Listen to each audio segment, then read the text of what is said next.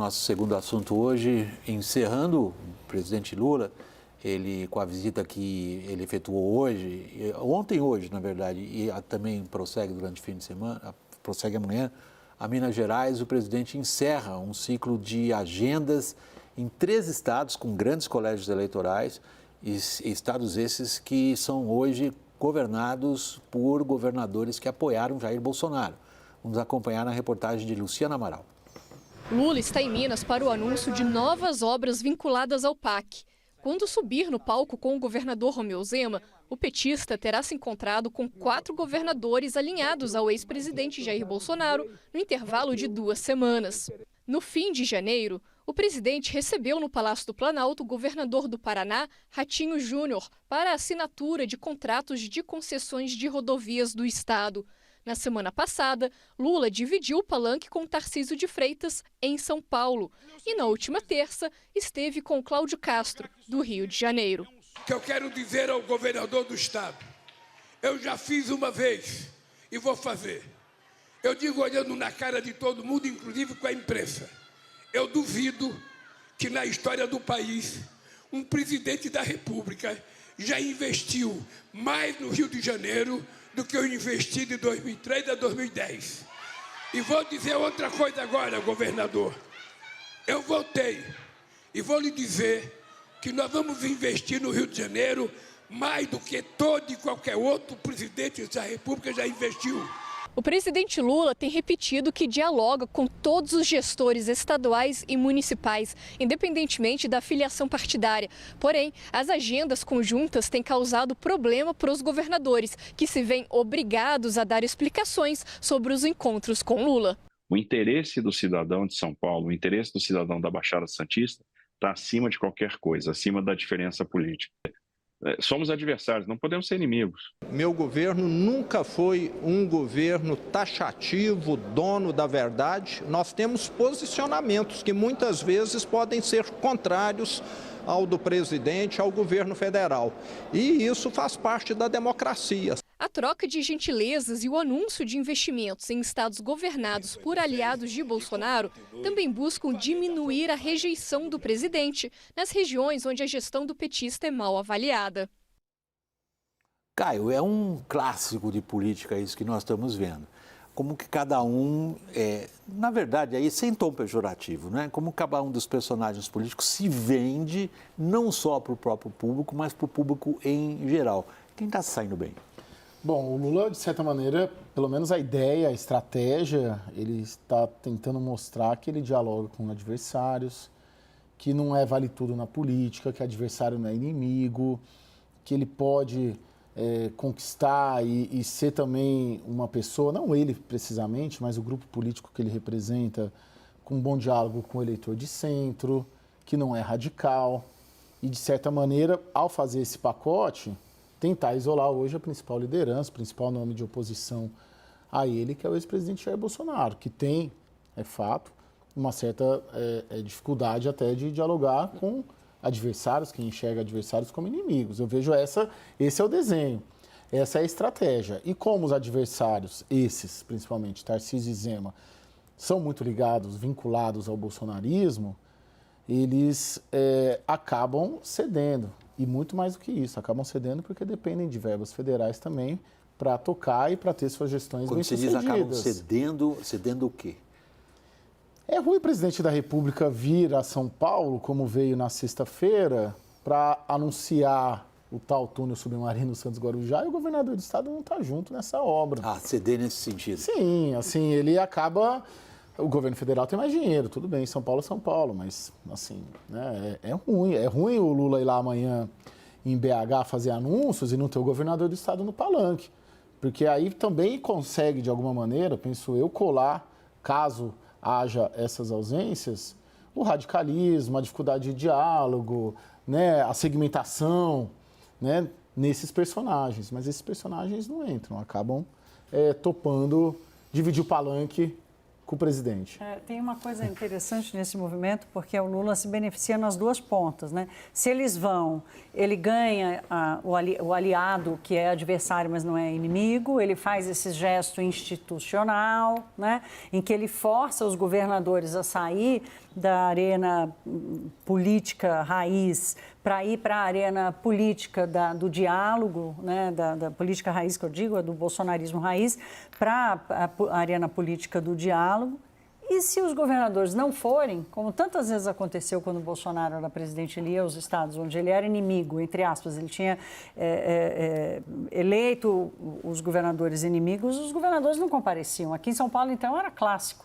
O presidente vir e o ex-governador João Dória não aparecer. E aí, se os governadores não vão, o Lula ganha, porque daí ele diz, está vendo? Sim, exatamente. É gente radical, quer dizer, uma estratégia de macaco velho da política. Aí Daniel, eu tenho algumas outras hipóteses. Daniel, então, deixa eu só colocar. Você quer se arriscar na profissão de crítico teatral musical? Qual é a sua resenha dessa coreografia? Olha, vou levantar aqui pelo menos outras 3 hipóteses aqui sucintamente. Primeiro, são parcerias absolutamente imprescindíveis para os dois lados. São Paulo, porque precisa de dinheiro federal de financiamento para grandes bandeiras do Tarcísio, túnel Santos-Guarujá, trem São Paulo-Campinas, isso tudo está sendo financiado com dinheiro federal e precisa do governo do estado aportando, é quem toma a dívida e quem vai investir no final das contas, embora com empréstimos federais. Minas, extremamente endividada, precisa resolver sua situação fiscal, precisa de ajuda do governo federal. E o Rio numa crise de segurança pública que também precisa, os dois lados precisam um do outro. No caso de Lula, vejo até algo ali, vou ser um pouquinho maldoso. Já que ele está perdendo o Congresso, e hoje o Congresso está tão independente, até uma forma de dizer para a opinião pública, olha, estou com dificuldade no Congresso, hein? Mas veja aqui como eu sou hábil politicamente negociando com governadores de oposição. A culpa não é minha. E acho que tem um outro ponto ali para os governadores de oposição que também é vantajoso, que é o seguinte: a polarização extrema não interessa para esses governadores, porque se a gente tiver ali 45% de bolsonaristas, 45% de petistas, são os 10% do meião, os ponderados, o centro, que acaba decidindo. E para esses governadores que são fortemente vinculados hoje com o bolsonarismo, fazer um gesto em direção ao centro significa ser muito mais competitivo numa eleição majoritária em 2026, por exemplo, para presidente da República. Senão, ninguém vai sair do seu nicho. Caio, você estava dizendo há pouco como é forte a ligação, particularmente dos governadores de São Paulo e Minas, com a figura de Jair Bolsonaro. Como é que eles estão lidando com a situação criada para eles pelo Lula? Os governadores? Sim. Não, os governadores, de certa maneira, esses dois, eles têm um estilo diferente do Bolsonaro e não compartilham, vamos dizer, do ideário econômico, principalmente, do Lula. Mas eles veem nessa brecha aberta pelo Lula uma capacidade de estabelecer parcerias que podem ajudá-los a realizar entregas. O Tarcísio, nas vezes que você conversa com ele, pessoalmente, inclusive, ele me parece meio obcecado com entregas. Tanto que quando ele diz a interlocutores que não quer ser candidato em 26, é porque grande parte das entregas que ele pretende fazer seriam no próximo mandato, num caso de reeleição. E para conseguir isso, não basta apenas dinheiro do Estado de São Paulo, não basta apenas setor privado. Muitas dessas questões você depende do governo federal, você depende do IBAMA, você depende do BNDES, né? Você tem ali um arcabouço ali de financiamento de obras. Então eu vejo eles se aproveitando de uma brecha para tentar atingir o resultado de entregar obras que foram bandeiras de campanha até deles. Particularmente o governador de Minas, hoje conversando conosco, foi insistente na questão da dívida do Estado. De que maneira que ele consegue resolver isso? Não vai ser na canetada, né? Aqui, o William leu meus pensamentos, porque eu ia trazer exatamente a questão da dívida de Minas, porque aí tem dedo do Pacheco, né? Porque o Pacheco se envolveu, né? Nunca antes a gente tinha visto um senador que dizia, olha, precisamos resolver o problema da dívida de um estado que ele escolheu, qual? Minas Gerais, que é o estado dele. Então, ali já tem também uma ação dele bastante política. O Caio diria política como ela é. Política como ela é, exatamente. Mas não vai resolver na canetada, né? Todos os programas e os acertos que foram feitos com os governadores por exemplo, Minas Gerais não está no programa de recuperação fiscal do governo, porque não consegue acertar a agenda do que ele vai entregar, porque se o Estado não fizer e não se comprometer com ajustes, ele não entrega. Portanto, ele está contando com liminar. Ele tem uma liminar do Supremo Tribunal Federal para não pagar a dívida da União. Então, você olha para o resultado desses estados, por exemplo, junto dele tem Rio Grande do Sul, tem o próprio Rio de Janeiro, assim, não é exatamente a realidade das contas, porque não está pagando a dívida para a União. Rio de Janeiro não, Rio de Janeiro já precisou acertar parte. Então, não vai resolver na canetada, mas ao mesmo tempo, porque assim, o presidente da República não tem discricionalidade para resolver o problema da dívida de um Estado. Mas a abertura do diálogo melhora, inclusive na conversa com o Tesouro Nacional. William, e tem muito eleitor em São Paulo e em Minas. Em Minas a gente falou bastante ano passado, retrasado, sobre o voto Lulema. O cara que votou no Lula vota no Zema, tem o jeito mineiro e tudo mais. E tem em São Paulo também casos do cara que votou no Lula e votou no Tarcísio. Então também, para os governadores, eles conseguem também furar a bolha de onde eles são egressos, né? Essa bolha muito ligada ao bolsonarismo, da direita, centro-direita e tal. Para eles é interessante também, porque mostra capacidade de diálogo, de articulação. Se a gente jogar a conversa para um plano um pouco mais abrangente, Daniel, um dos elementos fixos nas equações políticas brasileiras é a existência da calcificação da polarização. Parece que é conceito de todo mundo que mexe com política no Brasil, constatar um grau de antagonismo ideológico que poucas vezes a gente viu na história do nosso país. Pergunta hipotética, verdade, é hipotética, mas acho que vale a pena ser explorada. Esses movimentos do Lula podem sugerir, e eu estou sendo bem cauteloso, podem talvez sugerir um rompimento das bolhas? Olha, William, é engraçado. Hoje, conversando muito aqui com um deputado que é muito próximo de Jair Bolsonaro, mas não é o bolsonarista clássico, ultraconservador, não, é um sujeito ali do status quo político, né? Ele dizia, olha, essa polarização é insustentável no longo prazo. Se ela chegar a 2026, não chega a 2030, isso o país se cansa dela. Eu tenho minhas sinceras dúvidas se o país se cansa dela ou se isso veio para ficar, uma polarização calcificada, com uma mudança que vai demorar pelo menos uma geração para que se eu acompanho você nisso. Nós estamos colocando aqui bem subjetivamente o que cada um de nós sente. Eu sinto assim como você, Daniel. Mas tem um paradoxo dessa polarização calcificada em que você tem forças mais ou menos equilibradas de direita, de esquerda, que tem talvez 95% ou 90% do eleitorado, mas distribuídas de forma mais ou menos semelhante.